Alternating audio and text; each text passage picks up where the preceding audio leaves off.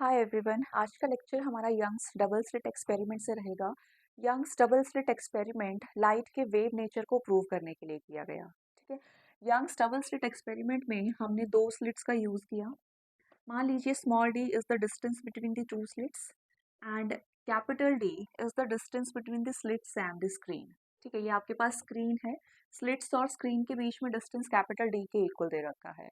अब हमने यहाँ पे मान लीजिए एक लाइट सोर्स का यूज किया है। लाइट सोर्स से रेज इस तरह से फॉल करेंगी और इन स्लिट्स से होते हुए लाइट रेज इस स्क्रीन पर इंटरफेरेंस पैटर्न का फॉर्मेशन करेंगी। ठीक है। तो मान लीजिए बेटा, यहाँ पे हमने देखा कि स्क्रीन पर हमें ब्राइट फ्रिंजेस और डार्क फ्रिंज मिले। ठीक है। तो यहाँ पे सेंट्रल मैक्सिमा है, यहाँ पे हमें ब्राइट फ्रिंज मिला, देन हमें डार्क फ्रिंज मिला, देन अगेन ब्राइट फ्रिंज मिला, देन डार्क फ्रिंज मिला, then again bright fringe, then dark fringe, then again bright fringe. ठीक है। तो इस तरह के फ्रिंजेस हमें स्क्रीन पर मिले। ठीक।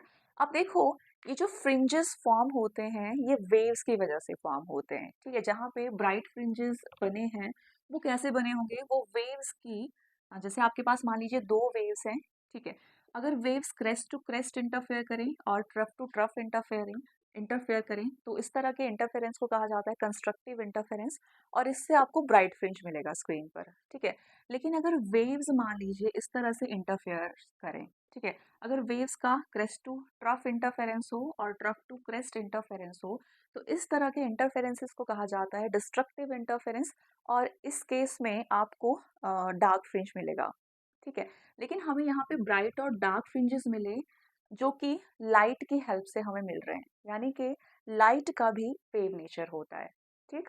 अब देखो बच्चे, यहाँ से ये है आपके पास सेंट्रल मैक्सिमा का फॉर्मेशन, यहाँ से लेकर यहाँ तक ये है सेंट्रल मैक्सिमा।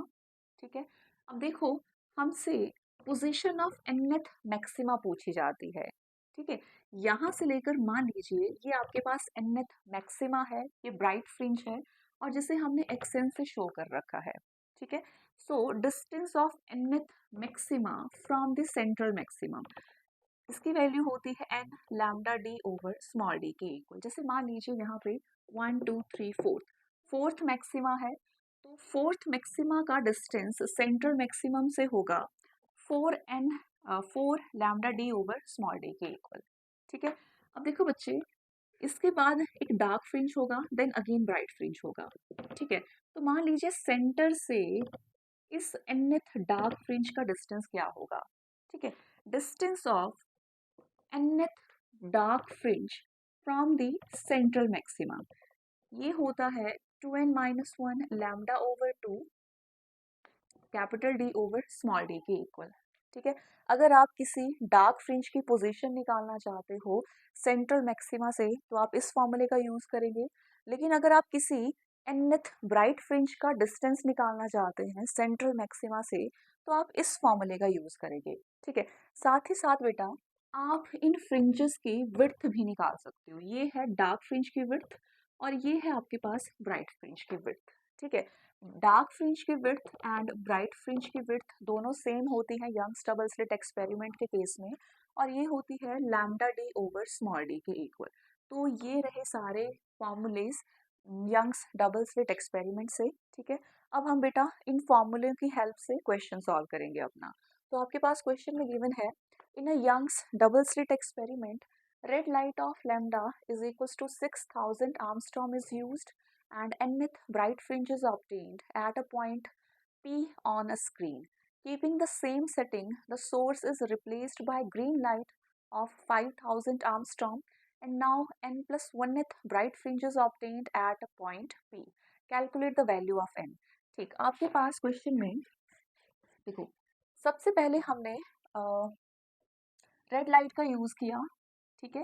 जिसके वेवलेंथ की वैल्यू 6000 आर्मस्ट्रॉन्ग के इक्वल दे रखी है। ठीक। अब जब हमने रेड कलर की लाइट का यूज़ किया तो उससे बच्चे हमें मान लीजिए ये पॉइंट पी है, या फिर इस पॉइंट को हम पी मान लेते हैं। ठीक है। ठीक है, इस पॉइंट को हम पी मानेंगे। ठीक है। तो पी पॉइंट पे हमें nth ब्राइट फ्रिंज मिला। ठीक है। इस पॉइंट पे हमें nth ब्राइट फ्रिंज का फॉर्मेशन हमें दिखाई दिया। ठीक।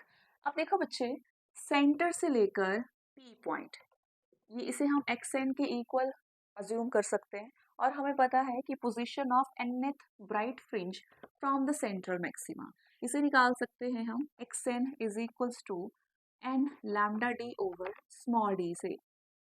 ठीक है, अब देखो यहाँ पे फर्स्ट केस में हम lambda 1 is equals to 6000 Armstrong के इक्वल हमने कंसीडर किया है। सो ये बन जाएगा xn is equals to n into lambda, lambda use कर रहे हैं हम 6000 एंगस्ट्रॉम के equal and capital D over small d। ठीक, अब देखो सेकेंडली हमने क्या किया, keeping the same setting the source is replaced by green light of 5000 Armstrong. अब सेकेंडली हमने क्या किया, सोर्स को रिप्लेस कर दिया और इस सोर्स की जगह पे हमने ग्रीन लाइट का यूज किया। ठीक है, और ग्रीन लाइट की वेवलेंथ आपके पास दे रखी है 5000 आर्मस्ट्रॉन्ग के इक्वल और उस केस में हमें इस पॉइंट पे पी पॉइंट पे n+1th ब्राइट फ्रिंज मिला। ठीक है, जब हमने ग्रीन लाइट का यूज किया तो सेम पॉइंट पे हमें n+1th ब्राइट फ्रिंज मिला। ठीक है, तो सेकेंड कंडीशन के लिए हम दोबारा से इस इक्वेशन का यूज करेंगे। ठीक है, तो सेकेंड कंडीशन के लिए xn is equals to n+1 into lambda into D over small d. अब इस बार हम सेकेंड लाइट का यूज कर रहे हैं तो यहाँ पे लैम्डा 2 की वैल्यू डिफरेंट होगी, तो ये बन जाएगा xn is equals to n+1 and lambda dash आपके पास 5000 आर्मस्ट्रॉन्ग के इक्वल है। ठीक, तो यहाँ पे बाद में चेंज करेंगे इसे into D over small D. ठीक, अब देखो बच्चे फर्स्ट टाइम यहाँ पे nth ब्राइट फ्रिंज फॉर्म हो रहा था जब हमने रेड कलर की लाइट का यूज किया था और सेकेंड टाइम पे यहाँ पे n+1th ब्राइट फ्रिंज का फॉर्मेशन हो रहा था जब हमने ग्रीन कलर की लाइट का यूज किया। ठीक है, लेकिन सेंट्रल मैक्सिमा से लेकर पी पॉइंट तक का डिस्टेंस ये तो सेम ही रहने वाला है, यानी कि फर्स्ट केस में xn और सेकेंड केस में xn की वैल्यू सेम रहेगी। ठीक है, तो इन दोनों इक्वेशंस को हम इक्वेट करेंगे, लेफ्ट हैंड साइड इन दोनों इक्वेशंस के सेम है, इसका मतलब राइट हैंड साइड भी सेम हो जाएगी। ठीक है, on comparing these two equations we get n into 6000 Armstrong into d over small d is equals to n+1 into 5000 Armstrong into d over small d। ठीक, अब देखो बच्चे यहाँ पे स्मॉल डी से स्मॉल डी कैंसिल हो जाएगा, capital D से कैपिटल डी कैंसिल हो जाएगा, तो ये बनेगा n into 6000 Armstrong 10⁻⁻10 is equals to n+1 into 5000 Armstrong that is again 10⁻⁻10। तो 10⁻⁻10 से ये कैंसिल होगा, 3 जीरो से 3 जीरोस कैंसिल। अब 5 को मैं मल्टीप्लाई कर लूँगी तो ये बनेगा 5n plus 5 is equals to 6n। ठीक है, 5n को लेफ्ट हैंड साइड में शिफ्ट करूँगी तो ये बनेगा 6n minus 5n is equals to 5 के इक्वल। It implies 6n minus 5n that is n is equals to 5। ठीक है, तो इस क्वेश्चन में अपने पास n की वैल्यू हमसे पूछी गई थी और n की वैल्यू हमारे पास 5 के इक्वल आ रही है। ठीक है, तो देखो जब फर्स्ट हमने रेड लाइट का यूज किया तो यहाँ पे फिफ्थ ब्राइट फ्रिंज में हमें मिला। ठीक है, 1 2 3 4, यहाँ पे एक और आएगा। ठीक है, हमें यहाँ पे फिफ्थ ब्राइट फ्रिंज मिला। ठीक, लेकिन जब हमने ग्रीन कलर की लाइट सोर्स का यूज किया तो उस केस पे पी पॉइंट पे हमें सिक्स्थ ब्राइट फ्रिंज का फॉर्मेशन मिला। ठीक है, वहां पे हमें सिक्स्थ ब्राइट फ्रिंज मिला। तो ये था हमारा क्वेश्चन जो कि यंग्स डबल स्लिट एक्सपेरिमेंट से था। Thank you.